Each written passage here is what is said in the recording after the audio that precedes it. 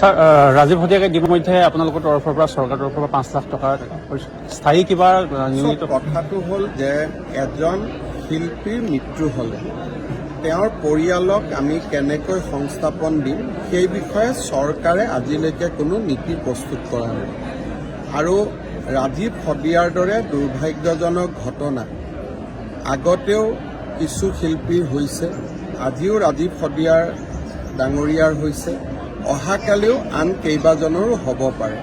গতিকে এই সম্পৰ্কত চৰকাৰৰ দৃষ্টিভংগী কেনেকুৱা হ'ব তাৰ বিষয়ে আমি আলোচনা কৰিম আৰু সময়ত আমি সকলোৰে লগত আলোচনা কৰি এই বিষয়ে সিদ্ধান্ত ল'ম। স্যাৰ ৰাজীৱ হতিয়াকে ইতিমধ্যে আপোনালোকৰ তৰফৰ পৰা চৰকাৰৰ তৰফৰ পৰা 5 লাখ টকা স্থায়ী কিবা নিয়মিত কথাটো হ'ল যে এজন শিল্পীৰ মৃত্যু হ'লে তেওঁৰ পৰিয়ালক আমি কেনেকৈ সংস্থাপন দিম সেই বিষয়ে চৰকাৰে আজিলৈকে কোনো নীতি প্ৰস্তুত কৰা নাই আৰু ৰাজীৱ হতিয়াৰ দৰে দুৰ্ভাগ্যজনক ঘটনা আগতেও কিছু শিল্পীৰ হৈছে আজিও ৰাজীৱ হতিয়াৰ ডাঙৰীয়াৰ হৈছে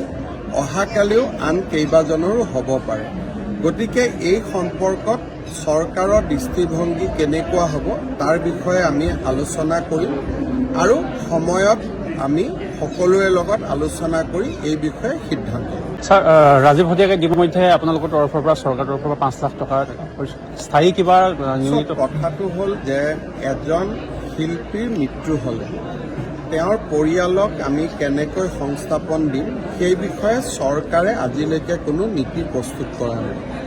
আৰু ৰাজীৱ হতিয়াৰ দৰে দুৰ্ভাগ্যজনক ঘটনা আগতেও কিছু শিল্পীৰ হৈছে আজিও ৰাজীৱ হতিয়াৰ ডাঙৰীয়াৰ হৈছে অহাকালিও আন কেইবাজনৰো হ'ব পাৰে গতিকে এই সম্পৰ্কত চৰকাৰৰ দৃষ্টিভংগী কেনেকুৱা হ'ব তাৰ বিষয়ে আমি আলোচনা কৰিম আৰু সময়ত আমি সকলোৰে লগত আলোচনা কৰি এই বিষয়ে সিদ্ধান্ত ল'ম। স্যাৰ ৰাজীৱ হতিয়াকে ইতিমধ্যে আপোনালোকৰ তৰফৰ পৰা চৰকাৰৰ তৰফৰ পৰা 5 লাখ টকা স্থায়ী কিবা নিয়মিত কথাটো হ'ল যে এজন শিল্পীৰ মৃত্যু হ'লে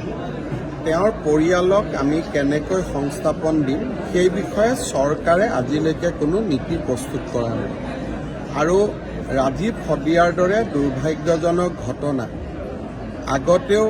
কিছু শিল্পীৰ হৈছে আজিও ৰাজীৱ হতিয়াৰ ডাঙৰীয়াৰ হৈছে অহাকালিও আন কেইবাজনৰো হ'ব পাৰে গতিকে এই সম্পৰ্কত চৰকাৰৰ দৃষ্টিভংগী কেনেকুৱা হ'ব তাৰ বিষয়ে আমি আলোচনা কৰিম আৰু সময়ত আমি সকলোৰে লগত আলোচনা কৰি এই বিষয়ে সিদ্ধান্ত ল'ম।